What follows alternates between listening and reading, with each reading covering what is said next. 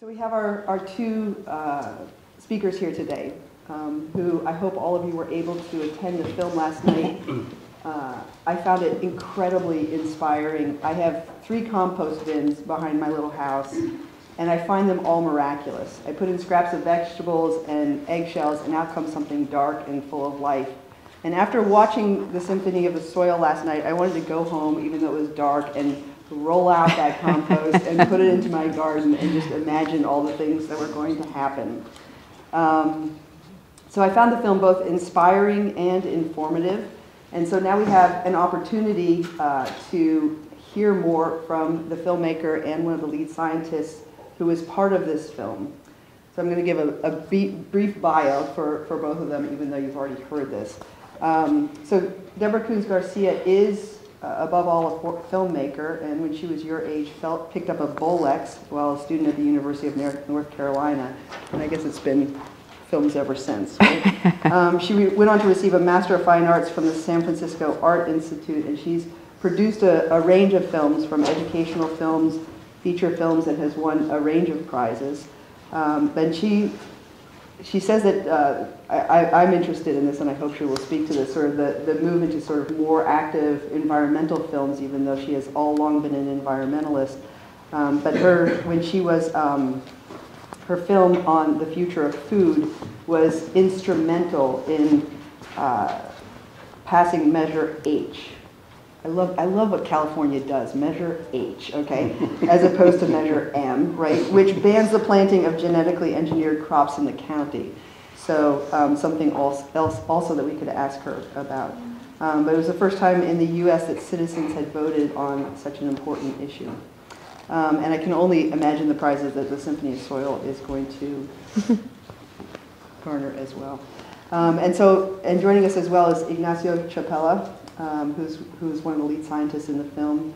And he is a microbial ecologist and mycologist at the University of California, and is best known for, and I'd love to hear more about this too, a 2001 paper in Nature on the flow of transgenes into wild maize populations, and a critic of the University of California's ties to biotechnology industry.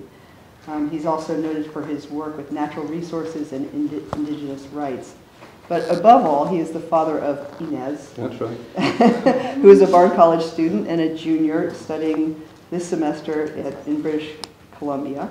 And probably many of you know Inez, so you can ask about Inez after the talk. So what we thought we would do is, one of the things that I think all of you have felt is that we've had these great speakers and maybe not enough time to actually have a conversation with them. So today we definitely have the time for that conversation. I'm going to ask both of them to speak a little bit about their work, how they see their work, and that can lead then into questions. And I'm going to sit here and moderate the whole thing. Okay. So please. Could you repeat his name, please? What's that? My name, Ignacio. Yes. Ignacio. How much was? Chapela. Chapela. You spell it as in chapel with an A at the end. And he's at UC Berkeley. Should I start? Please, yes. Yeah, well, I'm basically a filmmaker. That's what I am. And I started making films in 1970 when I was 20. When I was in college, I discovered film. And that was also the same year I became a vegetarian and sort of an organic fanatic, because that was the era, the Back to the Land era and all that. And so for me, you know, going this healthy route, a lot of it was health, a lot of it was food and social justice, and I really have been interested in that for all these years. So I'd always wanted to make a film about agriculture and how people should embrace organic agriculture and not have chemicals and all that stuff. So around 12 years ago, I decided it was time to make that film.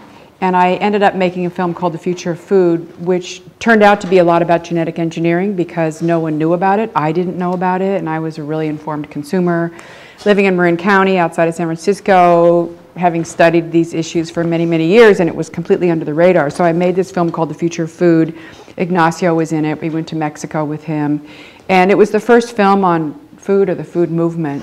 And it played in theaters. It opened at Film Forum in New York and played all over and played a lot of festivals and became very, very popular and helped kickstart what's become the food movement and also the sort of food activism. It was shown all over the world and translated in all these languages, and activists used it. And the model that I used for getting it out there was sort of an example and has been taught at places like Sundance and Cannes, because I aimed it towards activism. So people could buy 100 copies for cheaper. They could buy certain copies $100, and they could show it anywhere, and to groups. And so it was really sort of getting away from this model of the film industry and yet making it available. But it was also a really good film, a really well-crafted film, because that's what I do. And it was super influential. A lot of people changed jobs because of it.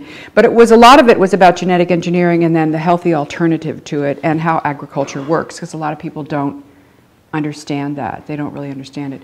So I did a lot with that, and I took it around the country and around the world, and I spent a lot of my time doing it because I believe in that issue, and I believe that people, activists needed help. There are a lot of films, especially now, about the food system, but a lot of them are sort of mediocre films, so they don't really move people, or they don't really transform how they see things and do things.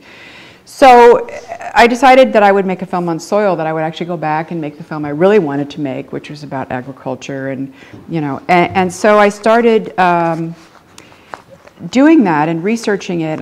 As I said last night, I didn't really know anything about soil, or I probably wouldn't have started telling people I was going to make a film on soil when I was had announced it. So I actually had to make the film, and it turned out that rather than being a simple matter of planting a seed in a field, that soil, I was thinking originally the film would be about agriculture and soil and agriculture, and then what I realized was soil was its own vast and mysterious realm, and agriculture was just part of it.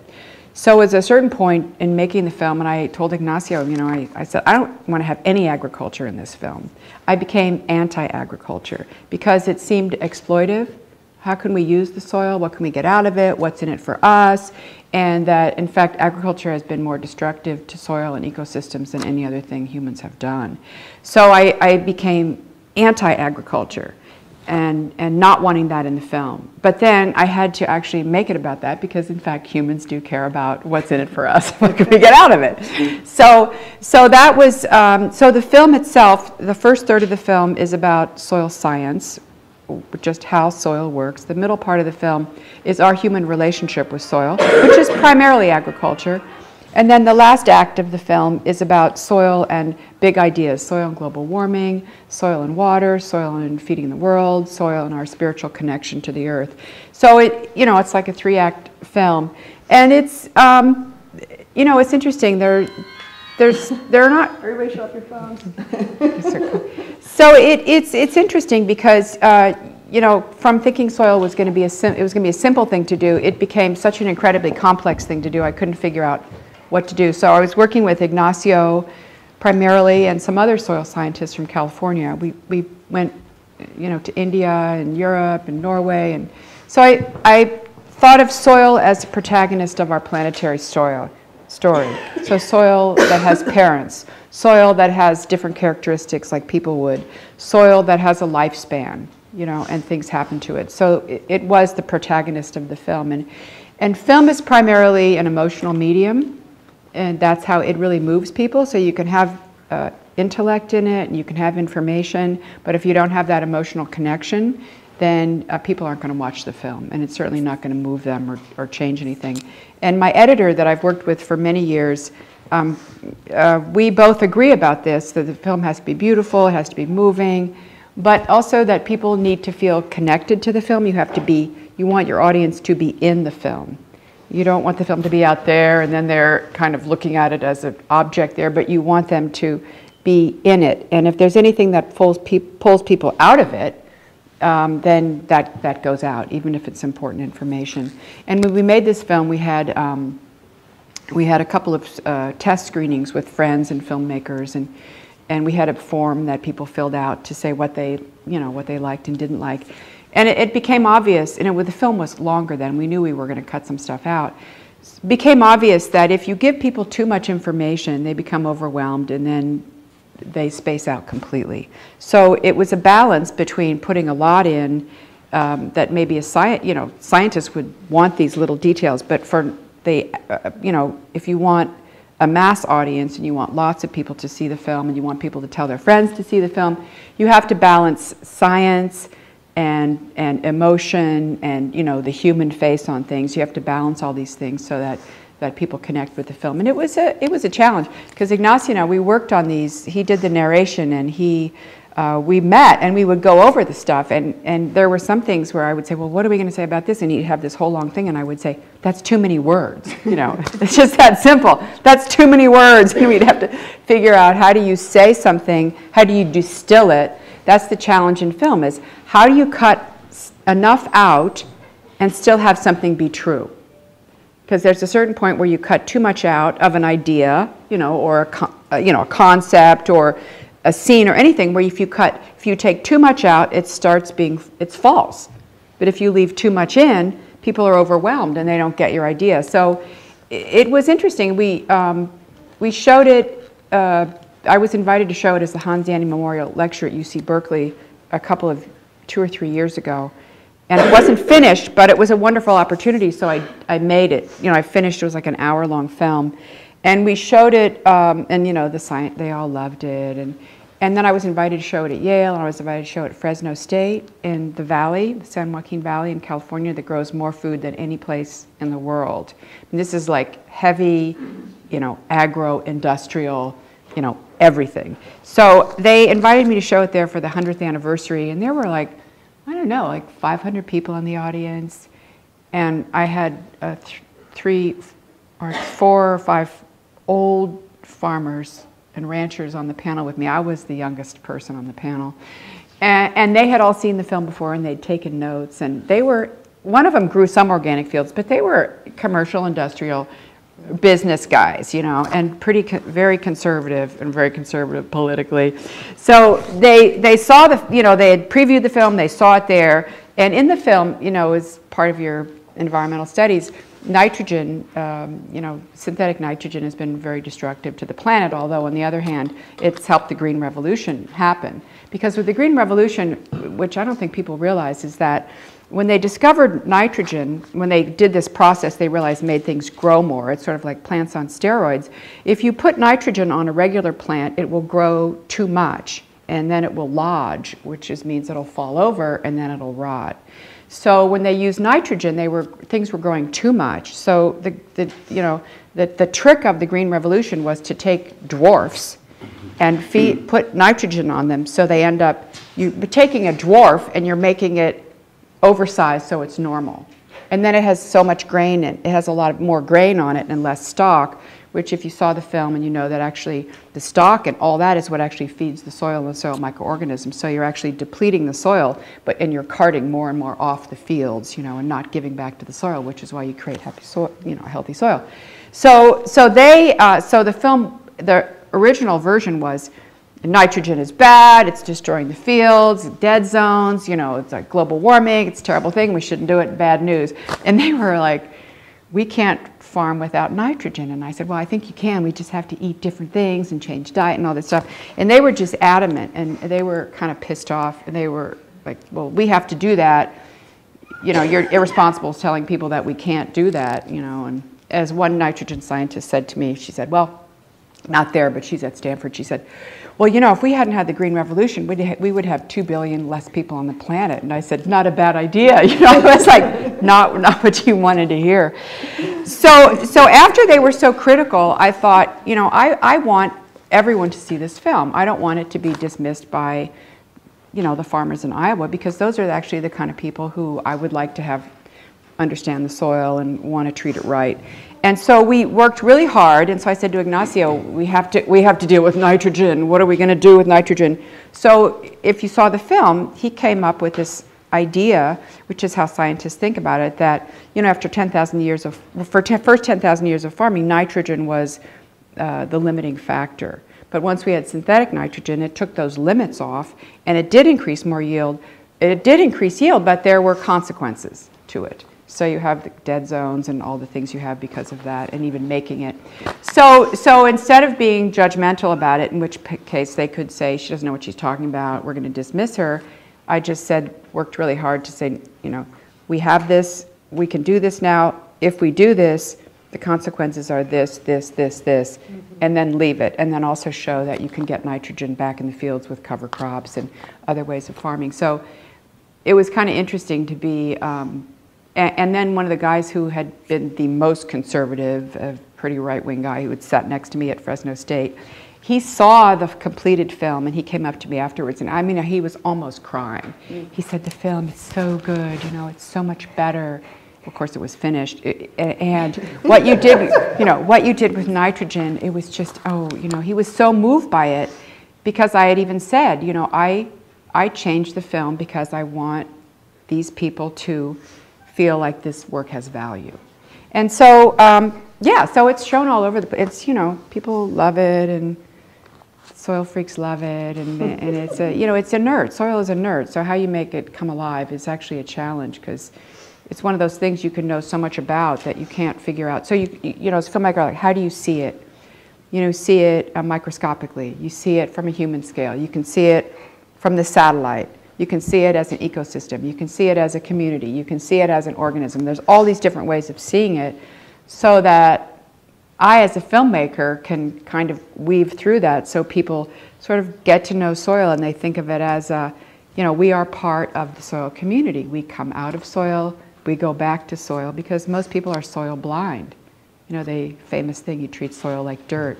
So it was a fun challenge, and, you know, now we're showing it, and it's, you know, all over, and it's fun. It's been fun, but it's also been, you know, it's been an interesting experience to try to balance the science and agriculture, and even our spiritual connection to soil, which is really not necessarily agriculture at all. As we've been around here, you know, humans have been here for several 100,000 years, and we've only been farming for 10,000 years. So our connection to the soil actually goes much deeper than, you know, planting a seed in it.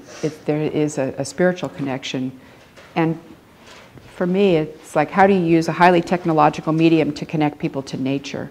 Because this interesting thing of nature versus the environment. Because the environment, we all think of it as the environment, which is sort of a kind of a technical term, you know, it's kind of an academic term. I'm going to go out there and connect with the environment today. It was when you say, I'm going to go out and be in nature, you know, it kind of takes, it's a different attitude. I'm going to enjoy nature, you know, and then you're sort of open to this whole other kind of experience.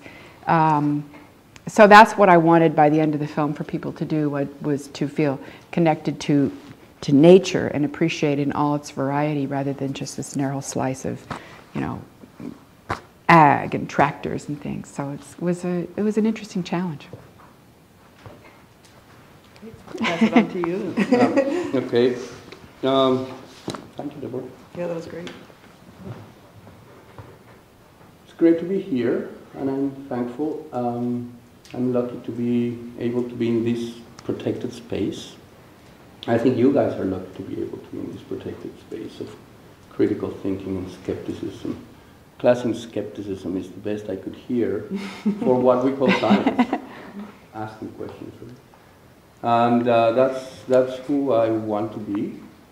A scientist is, there's big S science and there's little s science. Biggest science goes with titles and goes with prices and goes with a lot of lying, because the first thing you have to say is that you have the truth, and that what you're doing is you're discovering the truth, right, or approaching the truth, and you are ahead of everyone else getting to the truth, that truth. And little less science, you say, I know how to ask, and I will continue to ask even when I think I'm right, especially when I think I'm right. So I think you're very lucky, and I'm lucky to be here, and I'm thankful. And I want to share with you a couple of things about my point of view on the movie, on soil, but more importantly, I think, on who I have become trying to do this for a long time, since I was in your position. Because it is not usual, I think, that you get to see how the sausage is made. And I think I would like to flag one question that I'm not going to talk about, but I think you might want to go and explore, which is the question of our relationship. I think you have this great opportunity right now to see to have both these two people in front of you who interact with their different weaknesses and strengths to produce that movie. And to think about, what is the responsibility that you will have as scientists to interact with the public, to be seen. What is the best way you can have to be seen doing what you do, which is, I assume, the important thing about questioning. You can question in your dark room and nobody will ever hear from you, but how do you become seen? At some point, you have to write. The word is really important. And, but more and more, what Deborah does is the medium that most people will relate to. When people started printing books, that was the medium, right? And it was as dramatic as what we have today with the visual and the audio and all these other aspects of interacting with the world. So what is your responsibility? What is your use for a relationship like I have with Deborah and Deborah has with me? I think that's something that I think you should be thinking and questioning in this opportunity. But more personally, I am trained. I trained a long time ago and continue to want to train in microbial ecology. It's a great title to have. It is. It is a great title because when I came to Berkeley, that was 17 years ago, I actually started interviewing, what was it? 20 years ago, because it took 3 years of interviewing, going back and forth and so on, before I actually moved there. And they were asking, what shall we call you? Because they were creating a new position. What shall we call you? And I said, biologist, please. And I said, no, that is not going to work. There's no biology departments anywhere, as far as I know. People have done without, right? We have a biology program. Is it true? Yes, we do. Biology, starting with How many a well, you guys are mostly EUS, but with a focus in biology, yeah, right? with a focus in biology. Well, that's great. What's that? I think there's it's under the umbrella of biology, but everything has become more specific. So you have You have to specific call focus yourself within something biology. specific Right. Oh, and I see what technical you're saying. or have some other fancy name. Anyway, they didn't want to use the term biology, so I came up with this term, microbial ecology, and they did not know what I was doing because I was grabbing 98% of life, which is invisible. 98 or more % of what, in terms of biomass and in terms of species, you tell it a huge amount of life out there is microscopic, so it's invisible. And that's my realm. And then I'm grabbing the word ecology, which is everything, right, in context. So you get to do biology. Anyway, except for the visible things, which when you start realizing are not particularly interesting, are not particularly beautiful, I'm sorry to say, and are not particularly exciting, once you compare them with the excitement of the invisible world. Take some training, because our eyes, those organs that are so important in us, we're these animals that have these two eyes that are facing forward, right? We're not worried about predators behind us. We're not worried about anything else. We really want to be like that. And those eyes, our strength, are just so much our weakness too. Because we cannot and do not want to think about the things that you cannot see. So getting people to think and to process thought about things that are not visible is very, very, very hard. And that's why I think this relationship with Deborah has worked really well, because her task was precisely that, to make something that is invisible really visible. And that's something that I really want to do. I don't claim to be able to do it. I think it's a target that continues to move forward as I grow older. I always say I ended up being a wannabe biologist as long as I live, because biology just keeps getting further and further away. So having that training and striving to understand through every means possible has been my task. So I do run a lab, and I can talk about my research specifically, you know, hands-on on the lab, in the field, and I try to do all kinds of things like that. But I also have developed this conviction that my relationship with this kind of public performance of what I do influences back my understanding of what I do. That what I end up doing in the lab, or the way I approach a field, a situation, a landscape, a watershed, is very, very much influenced by my decision to be public about my science. So that's, I think, who I am, someone who trains and wants and tries to make the invisible visible. That's a microbial ecologist for you. And I think that's, again, what this movie was about. What else to say? What else to say? About soil. Once you start looking at soil, once you start looking at that invisible world, you will discover that, again, what's happening above ground is simply a little bit of a symptom of a much more integral part of the world. That soil layer, that thing below your feet, is so much of an integrator of ecology. If you think about it, and the movie is really good at showing how what we grow out of soil as humans is culture, and how this one culture that we're living in today, that we are part of, this 5,000-year-old culture, is not very old, just 5,000 years old or so, really comes from those places like the delta of the Nile and the fields in Mesopotamia, where ecologies from upstream become deposited in these called mollisols, the soft soils. The soils that invite you to plow them because they're so soft that you can just turn them around. And they have so much ecology accumulated, that means nutrients among other things, but also biology and all kinds of other things, ecologies from upstream deposited.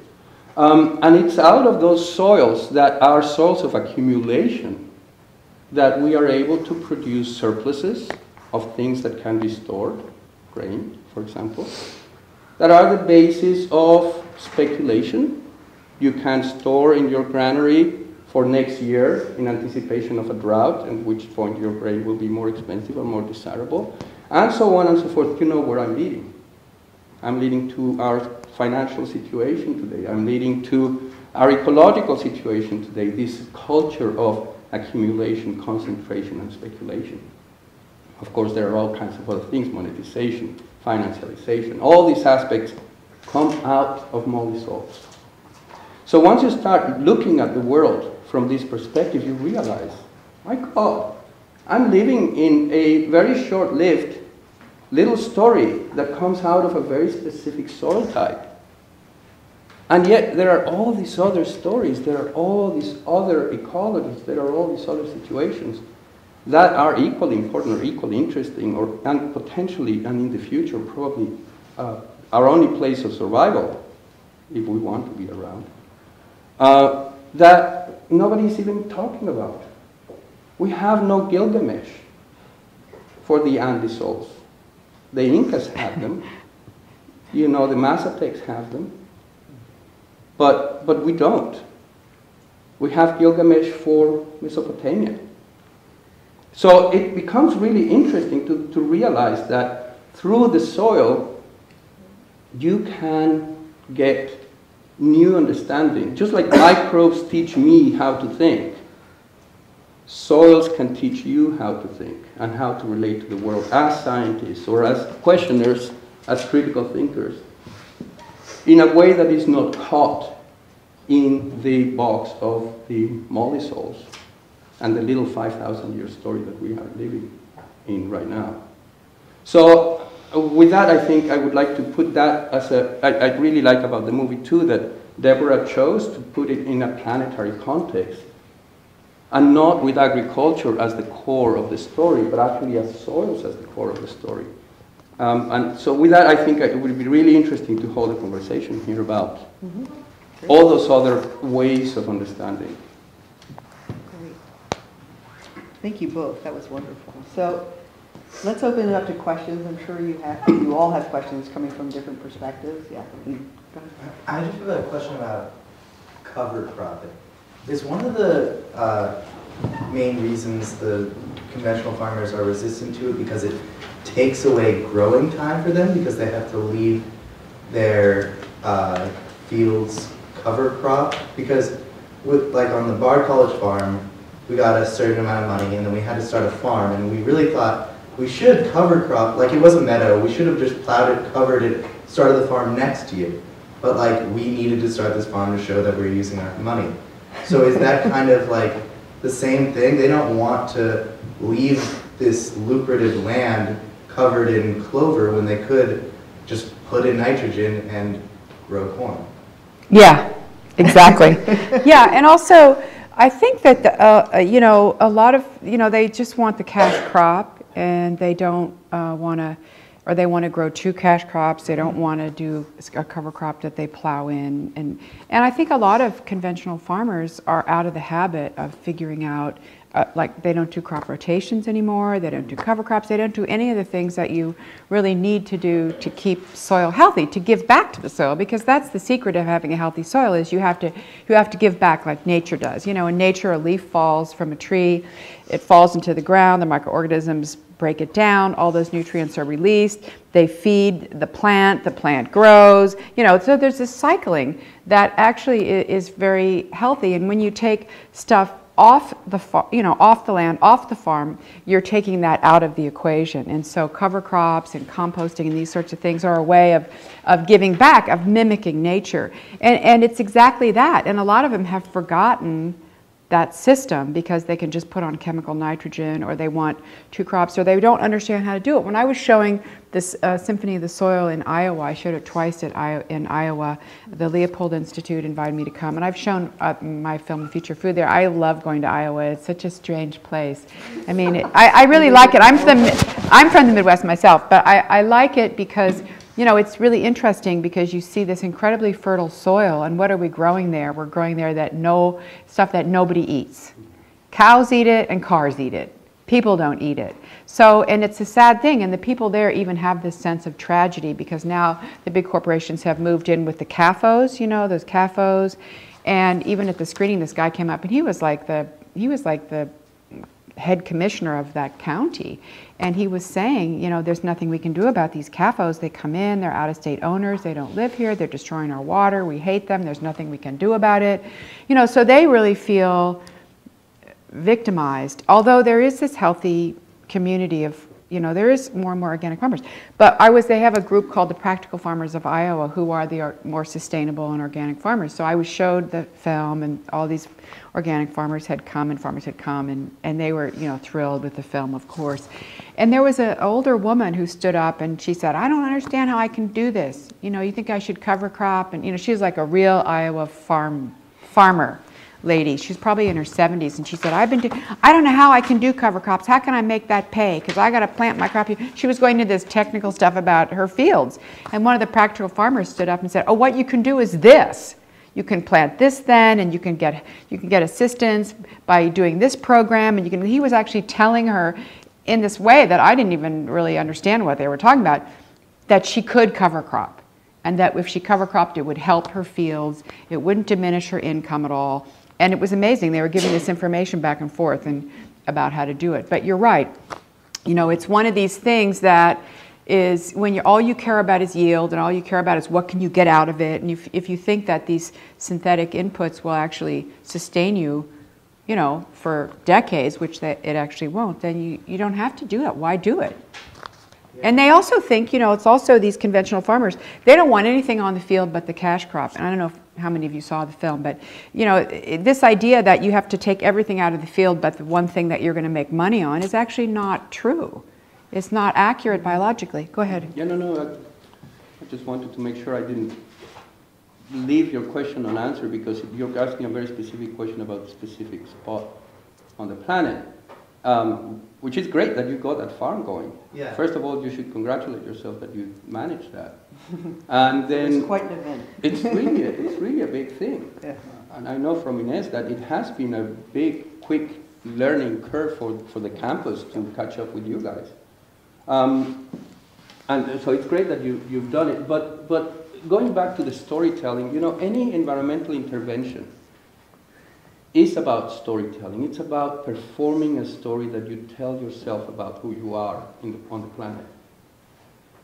And in this case, if the story is soil is to produce as much starch as possible, when people say we need to feed the world and they start throwing numbers of yields at you, what they're talking about is starch and cellulose, not nutrients. And nutrients already is a chemical story about what it is that makes our bodies, and so on and so forth. It's all stories that we tell ourselves. And what you are doing with that farm, I think, is you're beginning to tell a different story about what soil and land is for, and who we are in that intervention, agricultural, if you will, intervention of it. And the fact that you're doing it in a university, in a campus like this, is very important, because this is where stories, it's like the headwaters of storytelling, right? This is where you have this protected space that allows you to come up with new ideas and put them out to the world, not as a working farm that will produce so many tons per acre. That's not the point. But as a story, a new story that you're telling. And I think the last thing I want to say is that the most difficult moment when you're changing the story that you're telling about something is the moment of change. It's very comfortable to be in one story. Everything makes sense. And you make sure that you surround yourself with people who tell you the same story, and that the world around you matches that story. That's what monoculture is forcing ecosystems to fit the story of the delta of the Nile. No matter how complex an ecosystem is, I have oil, I have steel, I'll come with my saw, chop everything down and turn it as close as possible to a molly saw, right? So we're insisting in surrounding ourselves with that same story. And what you're doing is you're changing a story, and that is the difficult thing, because everybody will say, what? That's out of script. Right? So that's your task, that's your problem. It's not about cover crops, it's about how you are telling the story of what you're doing to yourself, first and foremost, and then to the world. Of course, to the campus, so that your faculty and your president and everybody don't get all freaked out. And that it makes sense in a new way of understanding the world that is necessary. So I think you have, cover crops might be very important for that. But then you have to tell the story. Last night we went for dinner with a farmer who said, you know, the really good thing about watching your movie, and I've heard Deborah said this, that all the farmers have said, is that it reminds me why I'm doing what I'm doing. Of course, it's a farmer who, you know, is trying to do so many new things and different things that take care of the soil and water and all that. And she said, it is about reminding me, because I do this year in and year out, and then I forget. Why am I doing this? So I think that's what you're doing, and I think if you think about it that way, you will not be caught in the story of having to justify yourself in terms of carbon and nitrogen, molar concentrations of this or that. Mm-hmm. But it's about who you are in the world, who we are on the planet. Do you think these Iowa farmers don't care anymore because they don't own a lot of them don't own their land anymore because they're owned by a big corporation? So they're like, I don't care if my land gets depleted. I'm trying to get as much money out of it as possible because it's not my land anymore. I'm not passing this down to my kids.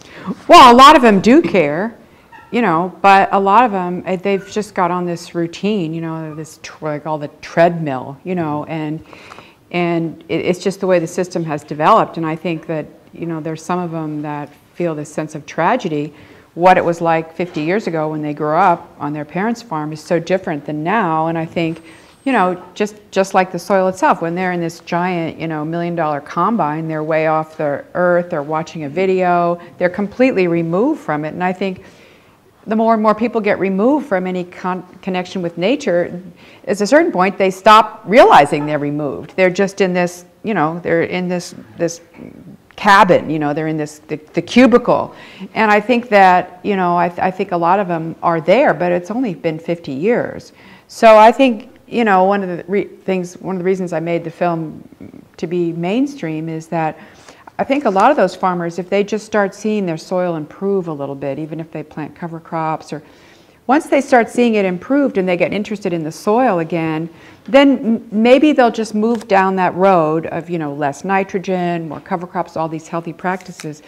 I think, you know, that's, I think they forget to be connected to the earth. And then if we can help, you know, support a system, and also, you know, we have this voracious corporate culture that wants that, you know, and so the system, which is supported by the government, is very destructive. And I think, yeah, and John Reginald, who's in the film, he advises a lot of farmers. He's in Washington State, and he told me when we first started filming him, he said that when he goes to visit a conventional farmer, they talk about their combines and their yield and their government contracts and, you know, all these things. When he goes to talk to a sustainable or organic farmer, all they want to talk about is their soil. You know, he said it's just right down the line. And I think that if you love your farm, but you see it being destroyed by the practices that basically you're kind of set up to use, you kind of have to disassociate emotionally. I don't care. I'm just running a factory here. It happens to look like a farm, but actually it's just a flat factory with stuff growing out of it. And a lot of that stuff, of course, it doesn't feed people, and they know it doesn't. You know, it feeds CAFOs and it feeds cars. So they can say, we're feeding the world, but they're actually not feeding the world. And they subconsciously know that. So, you know, and they're just, you know, there's 300,000 commodity farmers.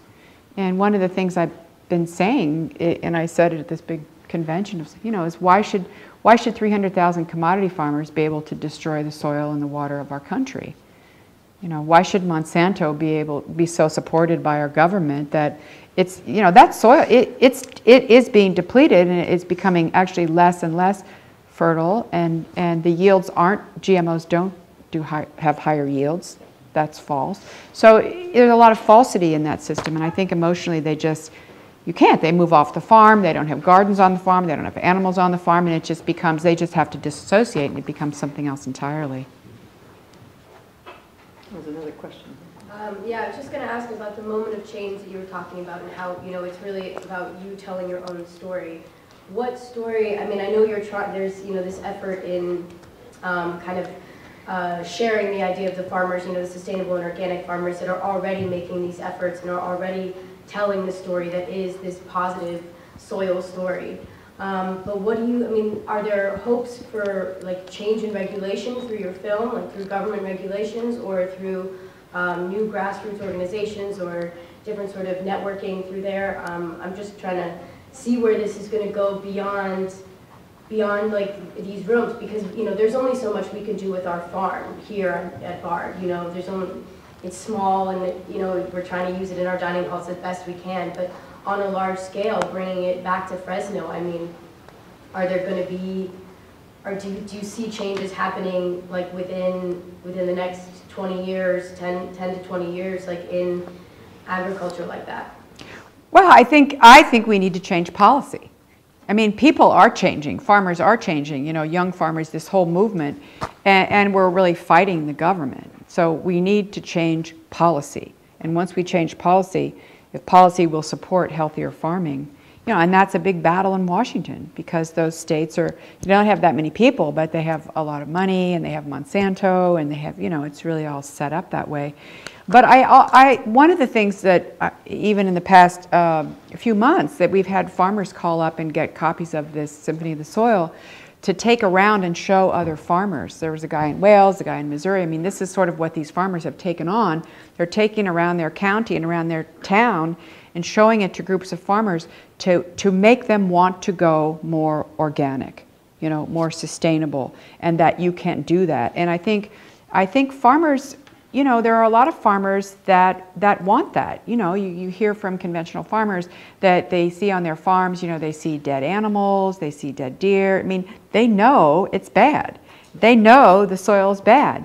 So if they feel helpless and they can't do it because they're caught in the system, then that's one way. But another way is to say, you can change this. There's a market for you, there's a different way to do it. And I think that it would be wonderful if farmers change that, you know, and I think that that's slowly starting to happen. And also we need government policy that will do that. And one of the stories, the big story to my mind in this film is that we have to give back. And soil, you know, sometimes when I speak, I give this thing as soil as matrix, myth, and metaphor, and I go through this matrix, myth, and metaphor. And one of the metaphors for soil is that in nature, like I was saying earlier, nature gives back to the soil. That's what happens. And agriculture takes away. So we have to, and what's happened because our agriculture is that same way where we don't give back, we just use chemicals, is America has turned into this kind of culture where we don't give back. And America, we have, those of you that saw the film, you know, we have like 43% of our soils are the best soils on the planet. China, it's like 11 or 12% of their soils are good soil. We have a lot of soil, we have a lot of water, and it's not some innate thing that people who ended up in America, we have this idea that we don't like limits and we can do whatever we want. We are a product, our culture has been formed because we have enormous resources that we've used. That's why we think we don't need limits and we can do whatever the hell we want, because we've been able to do that. But that's shaped our character. But those days are over. We do have limits now. And it seems like it's more of a shift in culture rather than just a shift in practice as well. Well, we need to shift both, but our practices have grown up because of our culture, you know, soil shapes culture, and our culture has then shaped the soil. And I think that, and you see this in our society now, and this is pathological degree, people don't give back, take, we can do whatever we want, there are no consequences, but of course there are consequences, and you can't just keep taking. So we've gone about as far in that direction as we can go, and so we have to go, you know, this idea of giving back creates a healthy soil community, giving back creates a healthy human community, and that's one of the subconscious messages of the film that I would like people to get across, is that if you want to be in a wholesome society, you also have to give back. And that we've gone pretty far in the other direction. So I think it's time to turn back. You know, it's time to head the other direction. And I think a lot of people are really trying to do that. I just want to add something to your comment that, you know, the farm is just one little thing.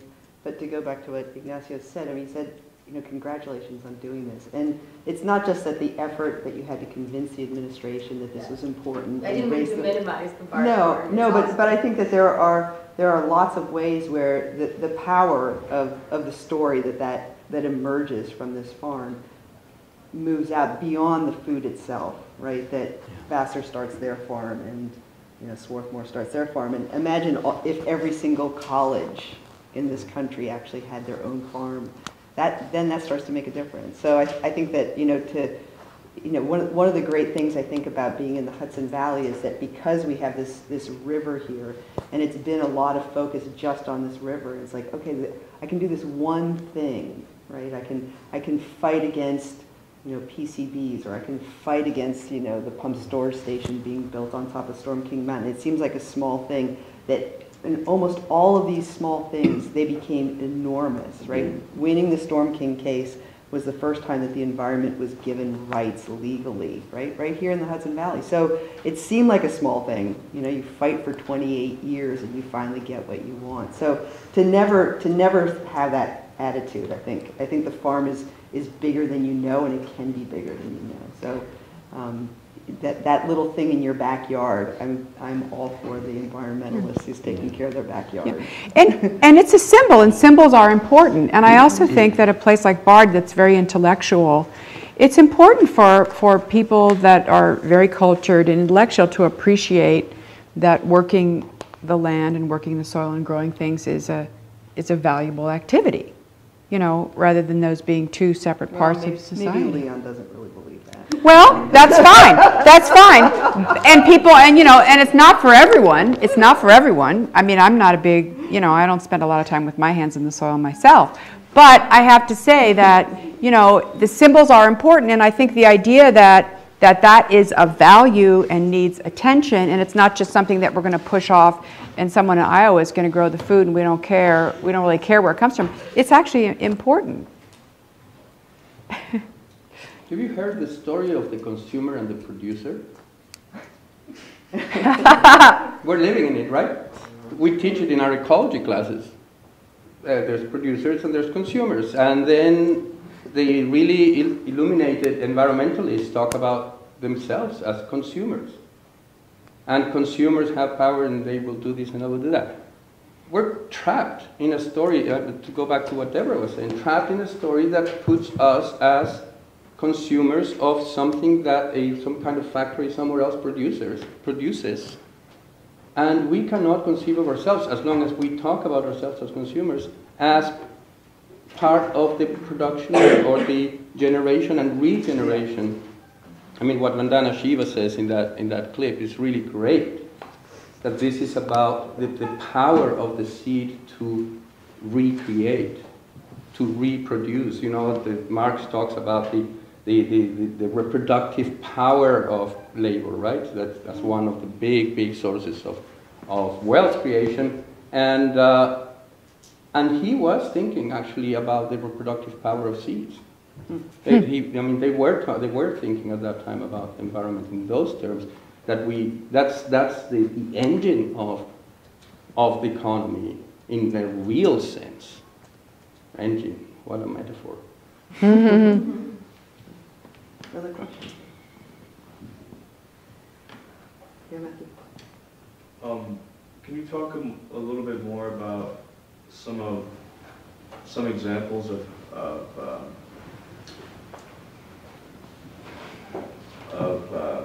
cover cropping and how it works? Maybe the science, is that too much to ask? I'm sorry, me? Are you Yeah. talking? Sorry. Go ahead. Oh. One size will not fit all. That's the first thing we need to say. That it really depends on where you are. What you're doing with cover cropping can be very different. In a clay soil, for example, you are putting cover crops mostly to try and break up the physical structure of the soil and put in air channels and loosen up and put in more carbon into it and so on. But generally what people do in our moldy soils is to deal with nitrogen. Nitrogen and organic matter is usually what people, the CN ratio of the soils is really what people are trying to play with. And they usually have extracted a lot of carbon out of it. Agriculture, by the way, and also forestry can be very carbon intensive, producing carbon. I have a paper where we demonstrated in the highlands of Ecuador that the introduction of pine plantations, beautiful, green, funded by the World Bank mostly to capture carbon from the atmosphere, through photosynthesis into those trees. This introduction into southern hemisphere grasslands has as a net result an incredible production of CO2 back into the atmosphere. Because of the microbes that have to come, the mycorrhizal fungi that have to come with the pines, the introduction of the pines with the microbes that nobody talks about or even thinks about, the net result of those plantations is a loss of 20 to 30% of the carbon within 10, 12 years. That was stored in the soil there for thousands and thousands of years. So agriculture can be very extractive of even carbon. Do you think agriculture will always capture carbon because the plants are green? No. You can have a crop that is pulling carbon out of the soil. So cover cropping is usually done in these moldy soils that are completely overexploited and so on, to try and put a little bit of carbon into it. Many times to ameliorate the carbon, the CN ratio, not in the way that we would think in organic farming, where you want to put more nitrogen because you have too much carbon and not enough nitrogen in the soil. In many of these moldy soils, they're trying to put carbon to increase the carbon, the CN ratio, to have more carbon because they have way too much nitrogen that they have pumped in. So I'm trying to give a complex picture comparing the two systems, and the goals that you want in your cover cropping could be completely different. So then you have the choice of species that you use for cover cropping. Some people will call a cover crop a grass, barley for example, and other people will always think of cover cropping through a legume, a nitrogen fixer. So it's very variable. I have a question about phosphorus. I know that's also an important element in terms of agriculture. Is there, I mean, people are also adding phosphorus to croplands, and is there a way to increase like phosphorus fixation through organic methods? Or? We had that in the film, phosphorus is important. No, this phosphorus is interesting. I mean, you probably didn't see the film, but anyway, you didn't? I did. You did? Oh, you remember when he had the rock and he pulled it open like that? That's the mycorrhizal, that's the phosphorus. But you're right, we'll run out of phosphorus. You should talk, but people in the know realize the first thing that's going to be depleted and end up, destroying agriculture is the lack of phosphorus. That's going to be the first nutrient that we won't be able to get the way we're doing now. Yeah, the first one out. Yeah, you make bets. I'm not into, I really like betting on things like that, but not on that one, because you get into betting races with people about, is it going to be water? Is it going to be energy? Is it going to be soil? Is it going to be soil what? And there are the peak phosphorus freaks. Bookies. Yeah, bookies. On peak phosphorus. I mean, I say it as a joke, but it's true. When you translate that into investment and finances, there are people who are betting on, just like the Japanese are betting on the disappearance of whales by killing more whales and putting them in the freezer. There are people who are betting on the peak phosphorus by making claims on the... There are two really important places for phosphorus where the concentration of phosphorus in the mineral is high enough that it pays for the transport and everything. One in Morocco and one in China. But those are, of course, limited. You can only get it from rocks. And so what you get locally, depending on your geology, it really depends on where you are. You can only extract very, very slowly, and you can lose very easily if you don't manage it properly, if you don't keep it in the system cycling. Does it drain into water? Yeah, and it's gone. And there's no pulling it from the air like nitrogen.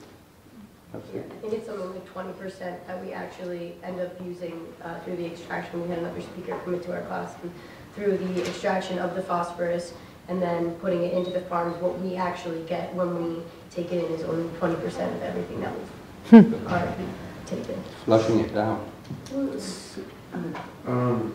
The film kept hitting systems thinking again and again. Systems thinking? Systems thinking.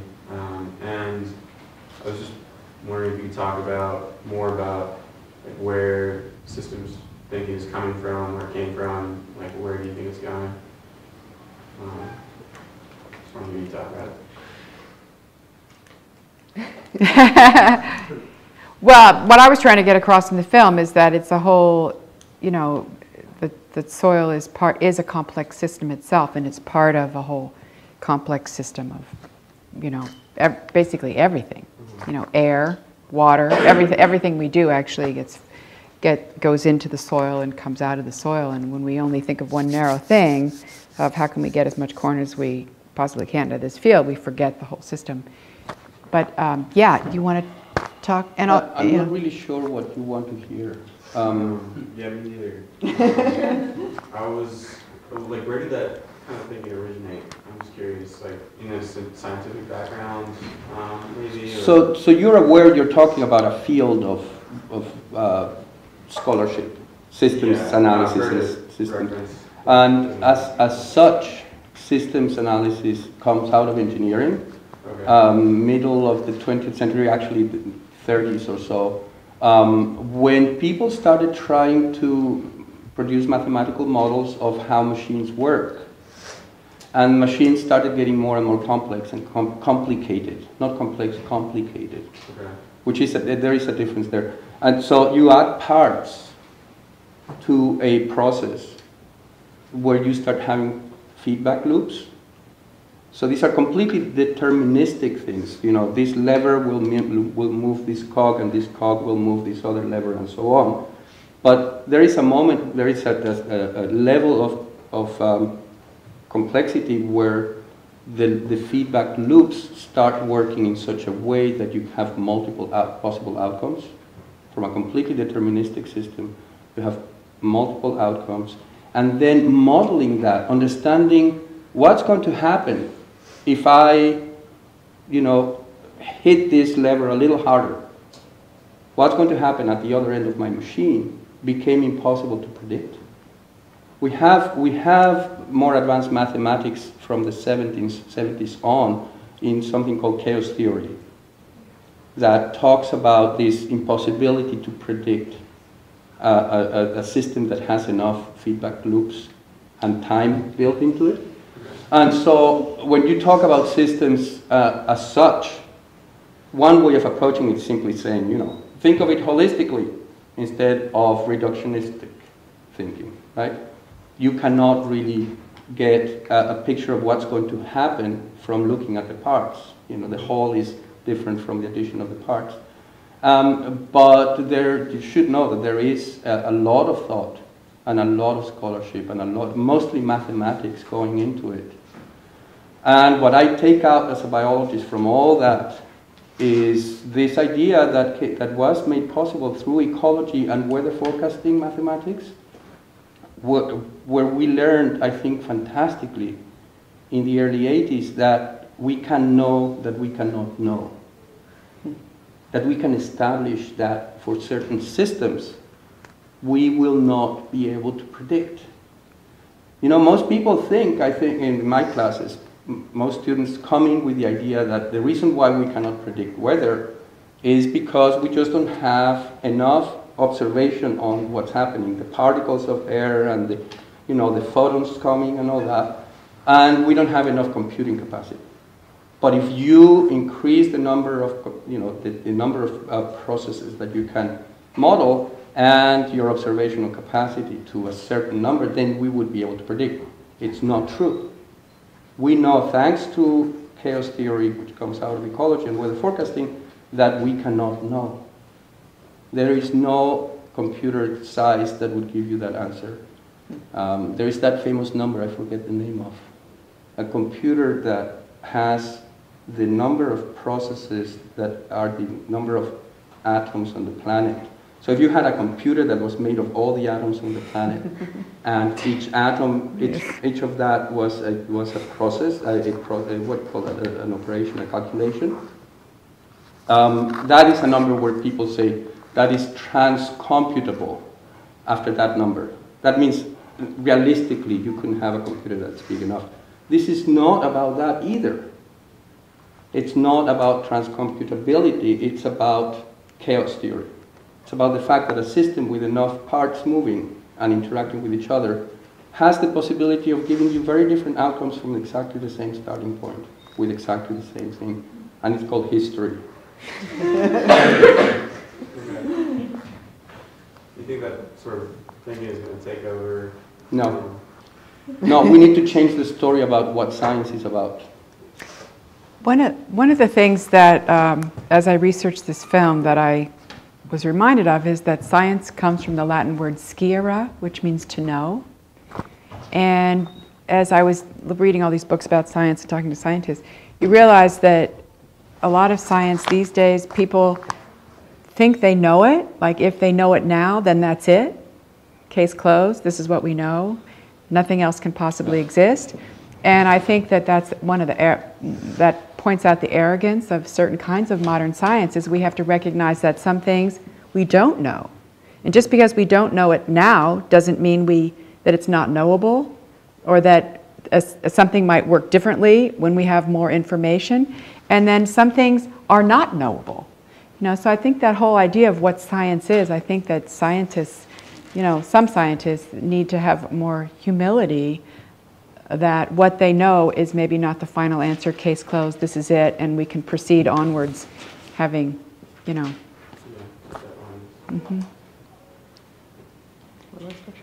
Yes. I graduated culinary in 1974, and I thought I went to the best cooking school in the world, but soon discovered it wasn't. And since I graduated, I've been trying to change how the school, does their instructions and learns and teaches kids.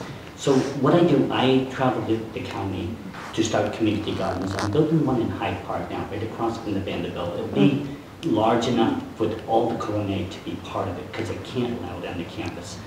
I don't education belonged into like smaller grades, like kindergarten through high school.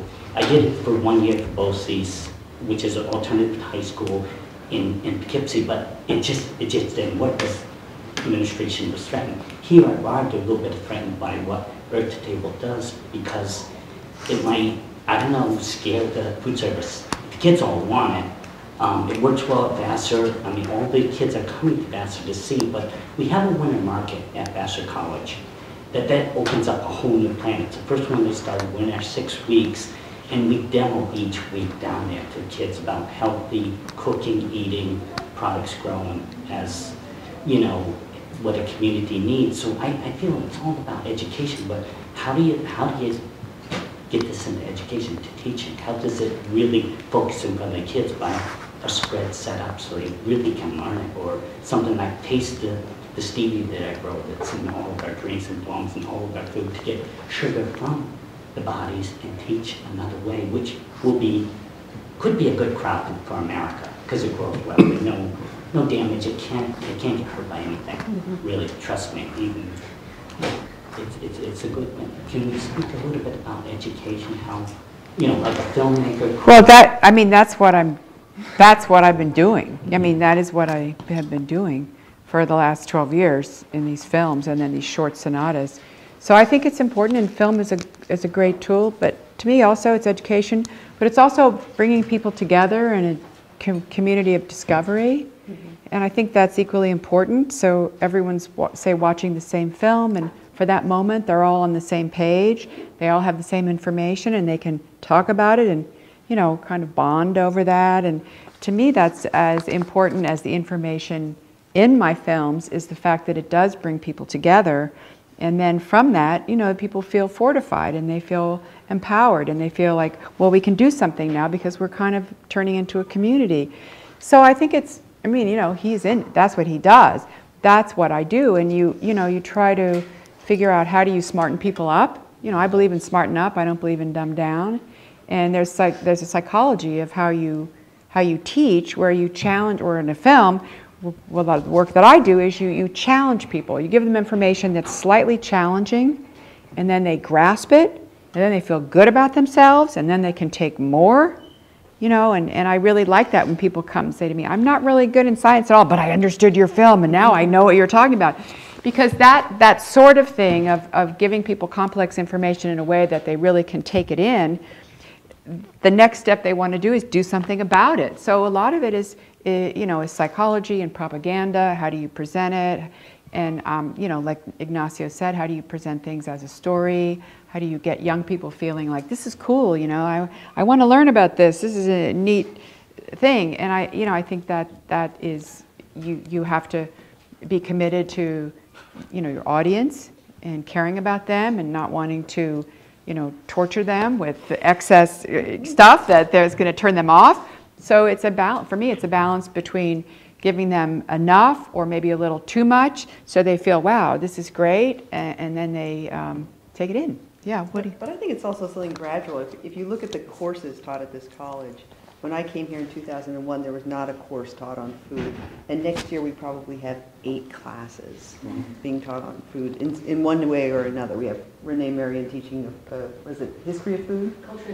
Culture and history of food, right? I mean, there's just an enormous number of classes, and when I think about when I was a child and we first started recycling, I think I already said this in this class, it was revolutionary. Right. The idea that you would separate your garbage, and Right. and now, everywhere on campus there are separate bins, and these students recycle without even thinking about it. So I think it's also one of those things. It's not going to be a revolution, right? It's not going to happen tomorrow, but in 20 years you're going to wake up and realize that everybody's composting. Everybody's out there composting. I'm fully convinced of it. I mean, that's where my hope is. So we are out of time. So Really? thank you. Yeah, Well. that happens very quickly.